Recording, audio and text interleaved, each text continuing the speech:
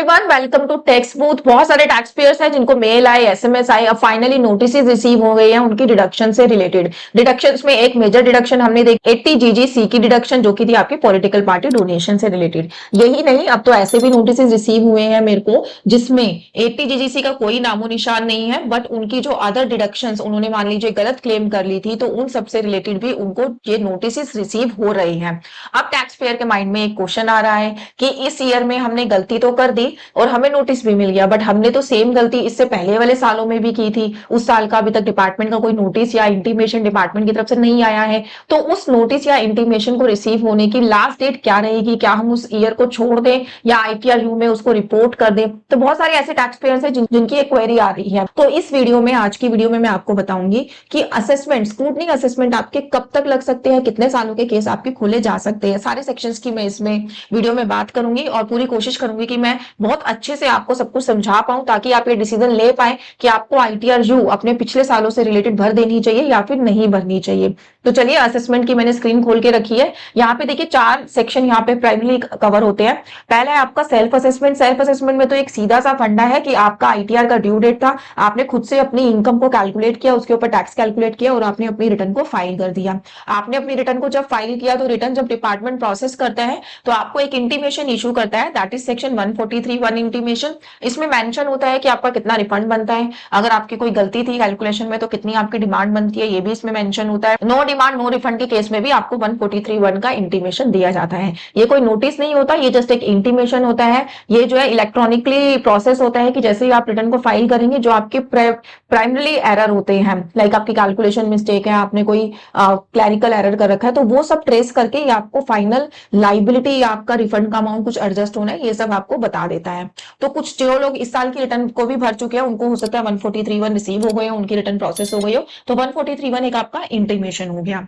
दूसरा है आपका स्क्रूटनी असेसमेंट, सेक्शन 143(2). सेक्शन 143(2) जितने भी व्यूअर्स हैं बहुत अच्छे से इस सेक्शन को अब तो समझ गए होंगे, क्योंकि बहुत सारे नोटिस अभी इसके रिसीव हुए सेक्शन 143(2) के। और ये कौन से ईयर से रिलेटेड थे? ये थे आपके फाइनेंशियल ईयर 2023-24 के। वो इसलिए क्योंकि इस ईयर की रिटर्न हमने फाइल करी 2024-25 में, और इस सेक्शन के अंदर जो स्क्रूटनी असेसमेंट होती है उसको स्टार्ट करने का जो लास्ट डेट होती है उसके नोटिस की, वो होती है 3 months from the end of the financial year in which you file the return. जिस ईयर में आपने रिटर्न को फाइल किया, उस ईयर के एंड के 3 months के अंदर अंदर आपको ये नोटिस जो है रिसीव हो जाता है। अगर नहीं हुआ तो उस ईयर का नोटिस आपको 143(2) में इशू नहीं किया जा सकता। इसका टाइम लिमिट 3 months तक का ही होता है।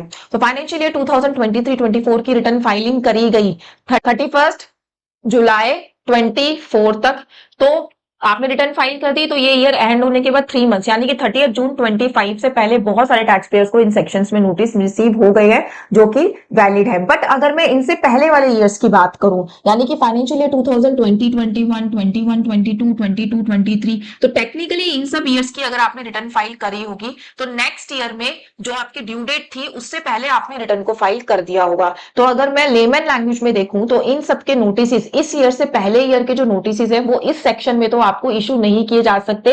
बस एक कंडीशन है जब आपको इशू किए जा सकते हैं, वो ये कि आपने उन सालों की फाइनेंशियल ईयर 2021, 21, 22 इन सालों की आपने रिटर्न ही फाइल नहीं करी थी, आपने बाद में आईटीआरयू के थ्रू अपनी रिटर्न को फाइल किया है। तो जिस ईयर में आपने अपनी रिटर्न को फाइल किया है उस ईयर के एंड से 3 months के अंदर अंदर आपको इस सेक्शन के अंदर नोटिस आ सकता है, अदरवाइज इस सेक्शन के अंदर अब आपको नोटिस रिसीव नहीं होगा।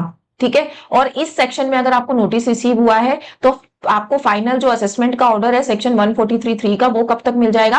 12 months from the end of the financial year in which you file the return. यानी कि जिनके भी 2023-24 के नोटिस मिले हैं उनको जो है 31 मार्च 26 से पहले पहले जो है इनके ऑर्डर रिसीव हो जाएंगे। तो जिनके भी केस स्टार्ट हो गए हैं उनको इस डेट से पहले पहले ऑर्डर आपका मिल जाएगा 143(3) का। तो ये तो थी हमारी 143(2) की कहानी। अब आते हैं सेक्शन 148 के नोटिस पर। सेक्शन 148 के नोटिस भी आपके असेसमेंट से रिलेटेड नोटिस होते हैं। ये होते हैं आपके इनकम एस्केप्ड असेसमेंट से रिलेटेड। कि आपने अपनी इनकम टैक्स की रिटर्न को फाइल किया, लेकिन उसमें आपने अपनी प्रॉपर इनकम नहीं दिखाई, या तो आपकी इनकम कोई रह गई दिखानी, या आपने गलत हेड में दिखा दी, या फिर आपने डिडक्शंस गलत क्लेम कर ली, ये सब भी इसके अंदर, इस सेक्शन के अंदर आता है। तो यहाँ पर भी आपकी रीअसेसमेंट स्टार्ट हो सकती है अंडर सेक्शन 148। 148 का नोटिस सेंड करके डिपार्टमेंट आपको 147 की असेसमेंट प्रोसीडिंग्स जो है स्टार्ट करता है आपके ऊपर। तो ये आपको कब तक इशू हो सकते हैं? ये आपको इशू हो सकते हैं, इस सेक्शन के भी फर्दर 2 पार्ट्स हैं। सेक्शन 148 का नोटिस आने से पहले अब पहले आएगा आपको सेक्शन 148 ए का नोटिस। सेक्शन 148 ए का नोटिस भेज के डिपार्टमेंट पहले आपसे डिस्कस कर लेता है कि इस ईयर का हम आपका केस लगाने जा रहे हैं, आप इससे रिलेटेड हमारे प्रूफ दीजिए। अगर आपके प्रूफ से डिपार्टमेंट सेटिस्फाई होता है तो सेक्शन 148 जो फाइनल नोटिस है वो आपको इशू नहीं किया जाता, अदरवाइज आपको सेक्शन 148 का नोटिस इशू करके आपकी जो रीअसेसमेंट है वो स्टार्ट कर दी जाती है। तो सेक्शन 148 ए जो इससे पहले नोटिस भेजा जाता है उसकी जो टाइम लिमिट है वो है 3 years, 3 years from the end of the assessment year. ठीक है, किसके लिए? अगर आपकी जो क्वेश्चनेबल इनकम है, इनकम एस्केप्ड जो आपने की है, जो आपकी क्वेश्चनेबल इनकम है वो 50 लाख से कम है तो। वहीं अगर आपकी जो क्वेश्चनेबल इनकम है वो 50 लाख से ज्यादा है तो ये टाइम पीरियड 3 ईयर से बढ़ाकर हो गया है 5 ईयर। तो आपको 148 ए का नोटिस 3 ईयर या फिर 5 ईयर में रिसीव हो जाएगा। ये डिपेंड करता है कि आपकी जो इनकम है, जो आपकी डाउटफुल इनकम है वो कितनी है। इनकम कहूं या फिर जो आपके डाउटफुल डिडक्शंस है, जो आपने गलत क्लेम कर रखे हैं, उनका अमाउंट कितना है वो डिपेंड करता है। ठीक है, तो 3 साल और 5 साल का टाइम यहाँ पर आपको दिया गया है। उसके बाद 3 मंथ्स और इसमें अगर मैं ऐड कर दूं इस टाइम पीरियड में, तो यहां पर आपको सेक्शन 148 का जो नोटिस है वो इशू किया जा सकता है 3 इयर्स प्लस 3 मंथ। 3 इयर्स तो ये वाले हो गए प्लस 3 मंथ्स, यानी कि 148 ए और 148 इशू करने के बीच में सिर्फ और सिर्फ 3 मंथ्स का गैप रखा गया है कि 3 मंथ्स के अंदर अंदर आपको इसका रिप्लाई भी देना होता है और डिपार्टमेंट अपना फाइनल डिसीजन दे देता है कि आपको 148 इशू किया जा रहा है या फिर नहीं किया जा रहा है, और आपको 148 दे दिया जाता है। तो यहाँ पे टाइम पीरियड हो गया 3 years plus 3 month, 5 years plus 5 month. 3 years हो गया 50 लाख से कम के लिए और ये हो गया 50 लाख से ज्यादा के लिए। और इस सेक्शन में अगर आपकी स्क्रूटनी असेसमेंट स्टार्ट हो रही है तो जो असेसमेंट होती है वो होती है सेक्शन 147 के अंदर। मैं ये असेसमेंट के सेक्शन इसलिए बता रही हूँ क्योंकि यूजुअली जो टैक्स पेयर होता है उसको 148 सेक्शन याद नहीं रहता, क्योंकि टेक्निकली जब हम बात करते हैं तो हम ऐसे बात करते हैं कि assessment under section 143, assessment under section 147, तो हमें ये मेजर सेक्शन जो है याद रहते हैं। तो 147 का असेसमेंट जब स्टार्ट होगा तो आपको पहले 148 का नोटिस जरूर आएगा, नहीं तो 147 का असेसमेंट आपका स्टार्ट हो ही नहीं सकता। तो अगर मैं इस वाले टैब का आपको क्रक्स बताऊं जो कि अब आपके लिए काफी यूज होने वाला है, बताती हूँ कैसे। देखिए आपका ITRU फाइलिंग स्टार्ट हो गया है। ठीक है, ITRU का टाइम पीरियड पहले 2 इयर्स का होता था, अब इसको बढ़ाकर कर दिया डिपार्टमेंट ने 4 ईयर, वो भी अपने रिवेन्यू जनरेशन के लिए डिपार्टमेंट ने किया।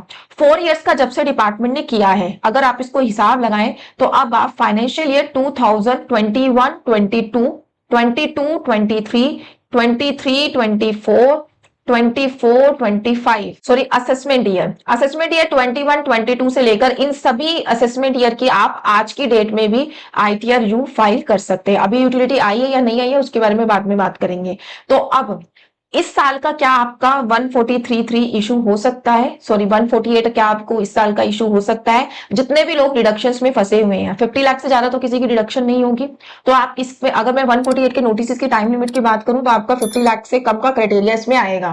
तो अगर मैं 2021-22 असेसमेंट ईयर की बात करूं तो इसमें अगर आप 3 इयर्स काउंट करते हैं तो 24-25 यानी कि इस ईयर का आपको अगर 148 इशू होना था तो 31 मार्च 25 से पहले हो जाना चाहिए था। आपको अगर नहीं आया है तो इस ईयर का आपका 148 भी नहीं आ सकता। 143.2 तो आपका आ ही नहीं सकता था, 148 भी आपका इस ईयर का अब नहीं आ सकता, क्योंकि ये जो काउंटिंग है ये मेरी असेसमेंट ईयर से स्टार्ट हो रही है। तो इस ईयर का अगर आप ITRU फाइल करना चाहते हैं तो आप कर सकते हैं, लेकिन ये ईयर आपका जो है अब जो है नहीं खुलेगा। किसी और सेक्शन में डिपार्टमेंट कुछ नई कोई कार्रवाई कर दे या नया कोई सेक्शन लिया है तो मैं इसमें कोई गारंटी नहीं लेती, बट 99% चांसेस है कि इस ईयर में आपको ये नोटिस नहीं आएगा।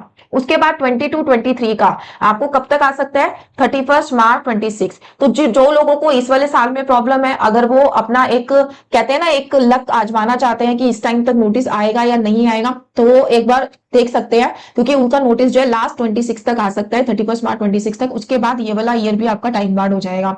23-24 का आपका 31 मार्च 27 तक आ सकता है और ये 28 तक आ सकता है। तो इन दोनों सालों को तो आप अपना करेक्ट कर ही लीजिए। ऊपर वाले साल को मुझे नहीं लगता अभी आपको करेक्ट करने की जरूरत है, क्योंकि इसका नोटिस अब आपको नहीं आ सकता। 22 23 का आपके ऊपर है, आप करेक्ट करना चाहते हैं आप इसको करेक्ट कर लीजिए। हो सकता है नोटिस आ भी जाए नहीं भी आए, तो इसका अभी टाइम है, बट 6 मंथ्स का ही टाइम आपके पास रह गया है। और क्योंकि डिपार्टमेंट हमेशा लास्ट मोमेंट पे नोटिस भेजता है, तो अब जो आपकी 31 मार्च 26 आएगी उसमें इसी ईयर से रिलेटेड नोटिस भेजे जाएंगे सेक्शन 148 के। तो अगर आपके पास मतलब चांसेस पूरे हैं उस टाइम तक आपको ये नोटिस रिसीव हो जाएगा। तो अगर आपको लगता है आपकी छोटी मोटी डिडक्शन है, इतनी ट्रेसेबल नहीं है, तो आप इसको इग्नोर कर सकते हो। अदरवाइज जो इस साल के लोग हैं जिनकी मोटी डिडक्शन है आईटीआर से रिलेटेड, डिडक्शन जो है मोटी है पॉलिटिकल पार्टी से रिलेटेड या कोई और फेक डिडक्शन है, एचआरए वालों को भी बहुत नोटिस आ रहे हैं, तो इस ईयर की आप जो है आईटीआर फाइल करने की प्लानिंग थोड़ा जल्दी कर लीजिए, क्योंकि इसका जो टाइम है वो लैप्स होने वाला है और लास्ट मोमेंट पे ही डिपार्टमेंट नोटिस भेजना शुरू करता है। नोटिस एक बार आ गया तो उसके बाद आप आईटीआर को फाइल नहीं कर पाएंगे। ठीक है, नेक्स्ट आपका है असेसमेंट का। अगर आपके सेक्शन 153 ए में और 153 सी में अगर आपकी सर्च या रेड आपकी अगर होती है, जो कि रे मिनिमम चार्जेस होते हैं, तो उस केस में आपका केस खुल सकता है। रेड के बाद आपका 6 इयर्स पीछे जो आपके 6 साल है प्लस जो रेड वाला ईयर है वो उतने साल के केसेस आपके ओपन हो सकते हैं। और आपका जो है ये जो ईयर है वो 50 लाख से कम की टर्नओवर के लिए है। नीचे वाला है 10 इयर्स प्लस, जो जिस ईयर में आपकी रेड हुई वो वाला ईयर वो है 50 लाख से ज्यादा की जो आपकी क्वेश्चनेबल इनकम है उसके लिए है। तो मैंने आपको पूरा असेसमेंट का बता दिया कि कब तक आपको नोटिस आ सकता है, कितने साल के आपके केस खोले जा सकते हैं। तो अगर रेड और उसकी बात करें, हम सर्च की बात करें, तो यहाँ पर तो आपका 10 इयर्स का केस भी खोला जा सकता है इजिली। वैसे यूजुअली आपका जो है 5 साल तक का केस ओपन किया जा सकता है अंडर सेक्शन 148। 143(2) में तो 3 मंथ पुराना ही केस आपका खुलेगा, उससे पहले वाले केसेस के नोटिस आपको भेजे नहीं जा सकते।